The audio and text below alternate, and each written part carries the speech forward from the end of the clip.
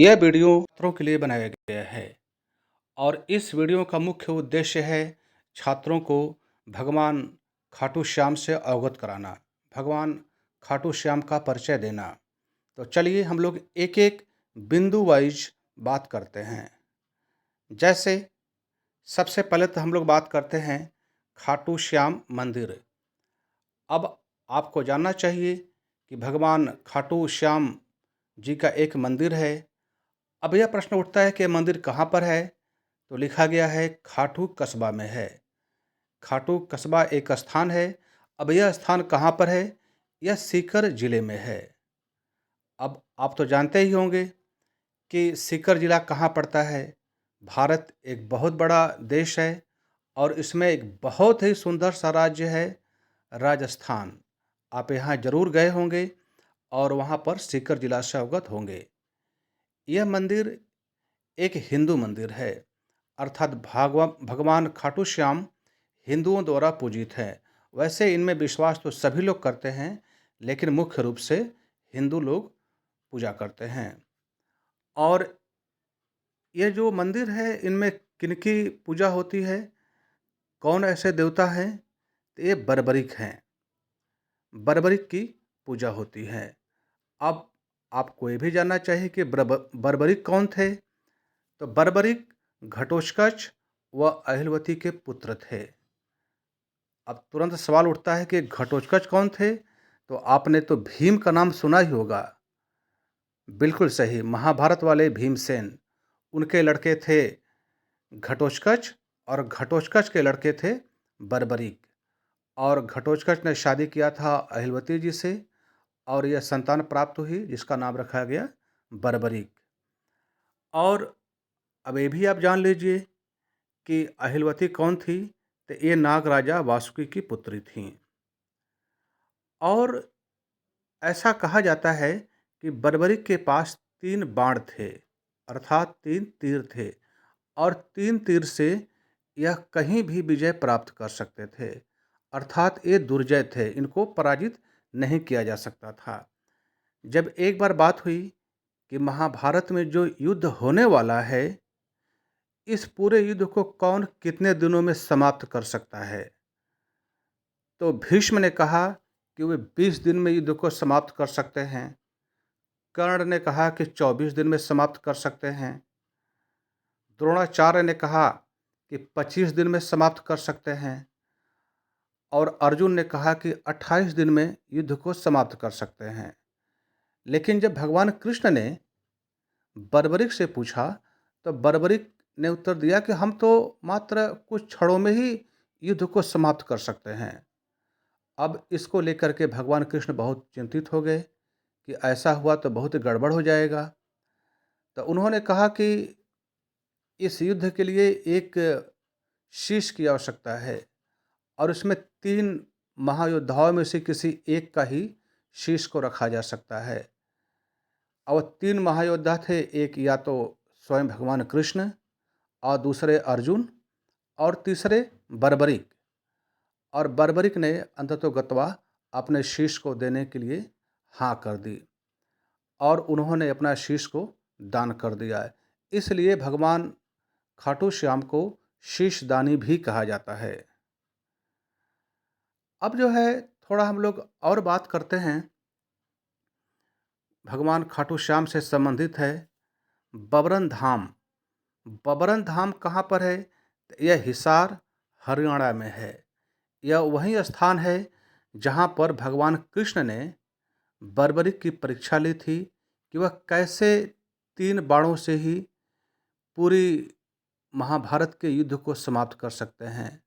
आप जानते हैं कि वहाँ पर एक पेड़ था जिस पर कई, या कह सकते हैं कि अनंत पौधे थे, उस पर अनंत पत्ते थे और उन पत्तों को बर्बरिक ने एक बाण से ही छेद दिया था।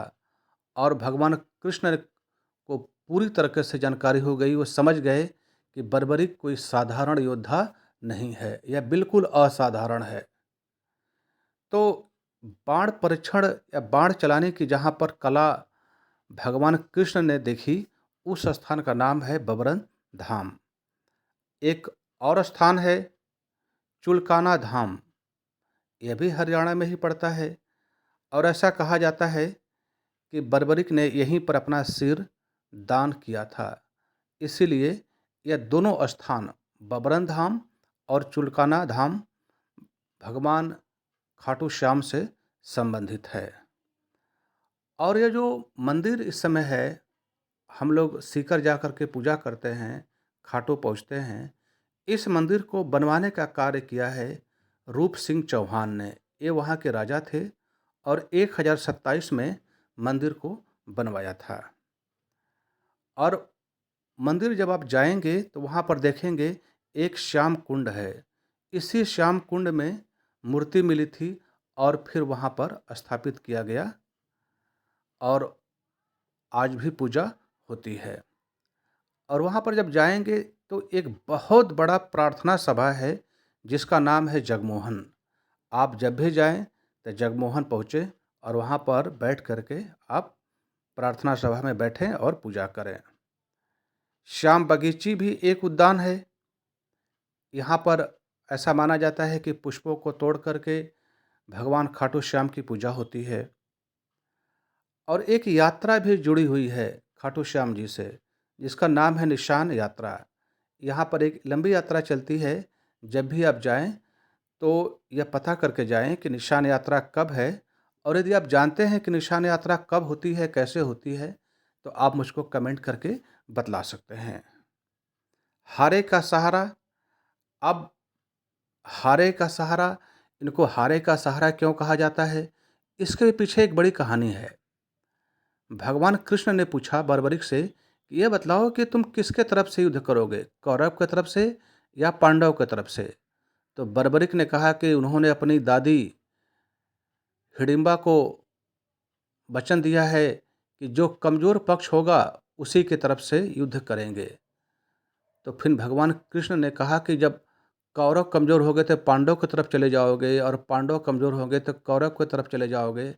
अंत में तो सारे लोग मारे जाएंगे और तुम अकेले बचोगे। यहाँ पर अजीबोगरीब परिस्थिति में बर्बरिक फंस गए और यहीं पर समस्या शुरू हो जाती है। तो चूंकि ये कहे थे कि जो हारेगा उसी की सहायता करेंगे, इसीलिए इनको हारे का सहारा कहा जाता है। अब खाटू श्याम मंदिर आपको जाना हो तो आप कैसे पहुँचेंगे?